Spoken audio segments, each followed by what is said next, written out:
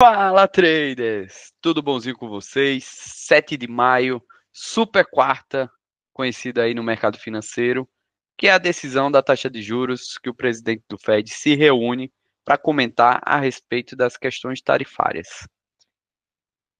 Vamos então comentar quais foram os principais pontos falados durante essa reunião e qual foi a minha tomada de decisão para o dia de hoje. Assim como esperado, Fed manteve os juros entre 4,25 e 4,50, ou seja, sem nenhuma surpresa aí. Mas o que chamou a atenção foi o tom do discurso, foi o que foi falado posteriormente. Ele falou sobre incertezas econômicas e mostrou preocupação com a inflação. Citou também as tarifas comerciais como risco para os preços. Ou seja, o Fed não está confiante o suficiente para poder cortar os juros, e isso é um sinal de alerta. Apesar do Powell ter mantido o tom aparentemente equilibrado, o conteúdo que ele disse foi, sim, um discurso mais hawkish, que é um discurso mais preocupante, por mais que a gente observou aí o Nasdaq subindo bastante. Mas, na metade aí do vídeo, eu explico, né, qual foi a análise, qual foi a minha operação e por que, né, depois desse discurso hawkish, fez o Nasdaq subir. Ele reforçou as incertezas em torno da inflação, dizendo que não está confiante o suficiente para iniciar os cortes. Pois perguntaram, né, o pessoal ali no momento de perguntas e respostas, perguntaram se haveria a possibilidade de cortes este ano. Mas ele assim não deu esperanças, só deu, né, só mostrou incertezas e também estava bem confuso, né, estava bem neutro, como se tivesse pisando em ovos para falar. Não achei que ele fosse estar tão cauteloso assim, tá? Até comentei com você no vídeo de domingo, né, que não achei que ele viesse ter essa posição, esse posicionamento mais cauteloso. Ele também jogou luz sobre o risco de estagflação, ou seja, né, conforme eu já falei para vocês, inflação alta versus economia fraca, beleza? Especialmente com as tarifas comerciais que podem elevar os preços. Mas foi o que eu falei para vocês, e o Fed confirmou isso, que o cenário em que estamos não é de estagflação ainda, mas é preciso ser acompanhado com cuidado. Se lembra, eu comentei com vocês sobre isso daí no domingo também, sobre esse cenário. Não achei, né, que ele fosse utilizar esse termo, porém foi utilizado, mas não foi em tom de preocupação, beleza? Disse também que o caminho do soft land está mais incerto, o que implica que há chances de desaceleração econômica ou até recessão. E mais, não descartou aumentos de juros se a inflação voltar a acelerar. Ou seja, mesmo sem palavras duras, ele foi bem claro em dizer que não há espaço ainda para poder cortar e que o cenário está mais arriscado, ou seja, é um discurso hawkish.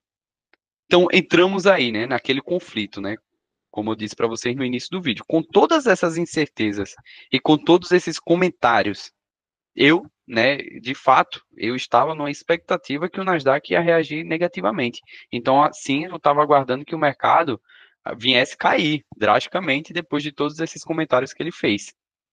Contudo, o mercado só subia, estava mostrando muito fluxo, eu estava acompanhando lá o fluxo de ordens e estava observando muita agressão compradora entrando.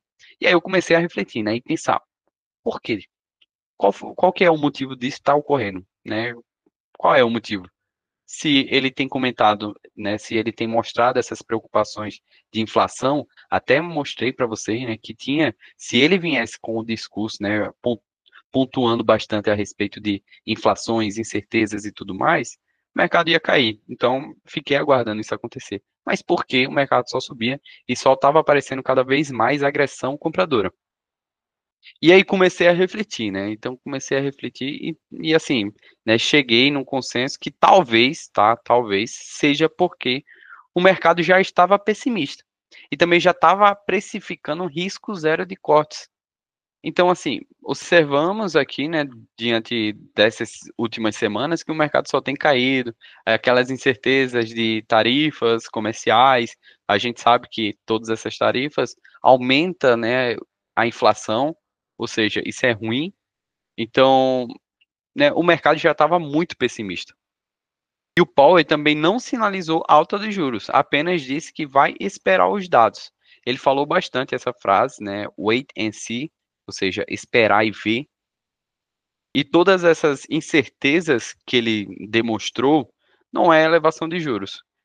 Também, como ele não foi agressivo nessas falas que ele utilizou, os investidores talvez, né, interpretaram com, não vai cortar, mas também não vai subir. Então, estamos aqui no caminho.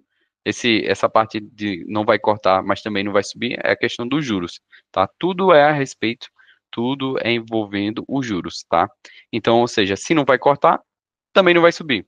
Então, estamos no meio do caminho, ou seja, tá neutro, tá ok. Isso acaba trazendo um alívio a curto prazo. Então, acredito que essa alta é apenas um alívio, tá? Então, pode ser, né? Acredito que essa alta aqui esteja frágil. Qualquer dado forte de inflação pode virar o jogo rapidamente. Então, o que principalmente deveremos observar é o CPI e o PIB. Para a gente poder ficar o mais longe possível da estagflação e mais próximo possível de cortes de juros, é o CPI caindo e o PIB subindo, tá? Então é isso que precisa acontecer e é isso que precisamos fazer, igual a fala dele, esperar e ver, wait and see, beleza? Mas falando aqui a respeito do mercado, né, do gráfico, não quis tomar nenhuma decisão antes da reunião aí do Fed, então aqui no momento da abertura, percebe-se até que a abertura foi fraca, né?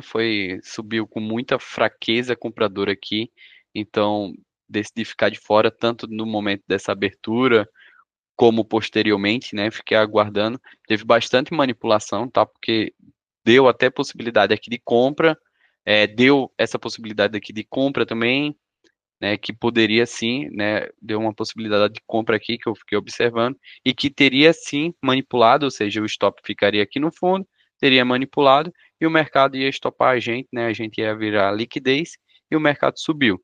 Aqui também tinha acontecido a mesma coisa, até deu uma possibilidade de compra aqui, o mercado teria manipulado a gente e teria subido.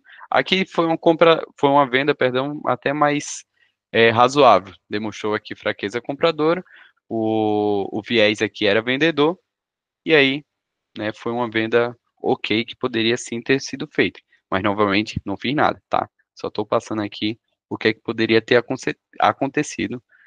Aqui também demonstrou deu uma venda bonita aqui, ó, aqui nessa situação, demonstrou aqui fraqueza compradora e deu aqui uma estrutura vendedora nessa situação aqui desse candle. Aí depois disso o mercado caiu, né, drasticamente, segurou aqui no 1% do ajuste, olha isso. Aqui era a região de ajuste, e ele segurou cravado no 1% do ajuste. Olha onde ele segurou aqui, depois dessa queda. Caiu aqui 220 pontos, segurou, e aqui já foi próximo, né? Já foi próximo da reunião do Fed. Começou lá às 3 horas, horário de Brasília. Aqui é 2 horas, horário de Nova York. Então, ou seja, já tinha começado. Só que a fala dele, ele ia começar a falar às 3h30. No caso, às 2h30, horário de Nova York. Tá? Então, foi a partir desse momento aqui que ele começou a falar. E foi a partir desse momento que começou a entrar muita ordem compradora. Então, fiquei aguardando ser formada uma estrutura compradora para a gente poder comprar.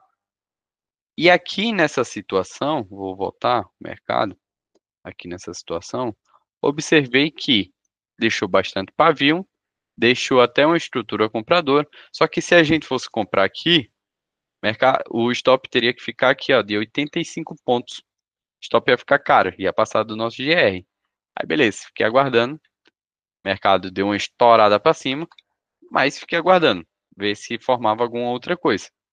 Aí depois o mercado foi caindo aqui com fraqueza. Isso daqui foi claro que o mercado estava caindo aqui, bandeirando. Nítido essa fraqueza. E aí o que que eu fiz aqui? Posicionei uma ordem de compra aqui nesse Fair Value Order Block dos 2 minutos. Aqui nessa região. Eu posicionei uma ordem de compra. O stop ficou aqui embaixo. O stop já ficou aqui de 40 pontos. E o nosso take, vou deixar um take mais conservador, tá? Aqui de praticamente 3 para 1, que pagava ali 122 pontos. Aí o mercado foi, começou a deixar pavio aqui nessa situação. E depois, aqui também tinha, ó, um Fair Value Gap aqui, ó. Foi deixado também um Fair Value Gap. Então fiquei aguardando. No momento que o mercado rompe esse Fair Value Gap com esse candle forte comprador, aí trouxe o meu stop que estava aqui nesse fundo para esse fundinho aqui. E sim, poderia até ter essa possibilidade da gente piramidar, ou seja, fazer uma nova compra. Só que aqui ia ficar também de 70 pontos, ia passar do nosso gerenciamento de risco. Ah, foi de saque, saber, já estou em uma posição muito boa aqui, uma região muito boa compradora, vou deixar o mercado rolar, né? Aqui já ia pagar quase 6 para 1, maravilha. Aí depois disso o mercado estourou para cima, né? Sem dó nem piedade, era para ter. Nossa, vacilei. Aqui eu vacilei, mas é, segue o baile. Segue o baile. O mercado estourou aí. E aí pagou US$ 200 aí pra gente. E aí o mercado segurou novamente no ajuste, cravado aqui no ajuste. E depois o mercado devolveu, né, deu essa leve recuada. Mas não fizemos mais nada. Ficou aí, morreu aí. E fechamos o dia dessa maneira. E é isso então, pessoal. Se você curtiu esse resumão aí do que foi dito, do que foi falado, se você gostou, deixe seu like, deixe seu comentário. Comenta aí aqui embaixo também o que é que você acha aí das próximas decisões. Se inscreva no canal, ativa o sininho aí e compartilhe aí com seu amigo, beleza? Valeu, pessoal. Tamo junto. Deus abençoe. Falou!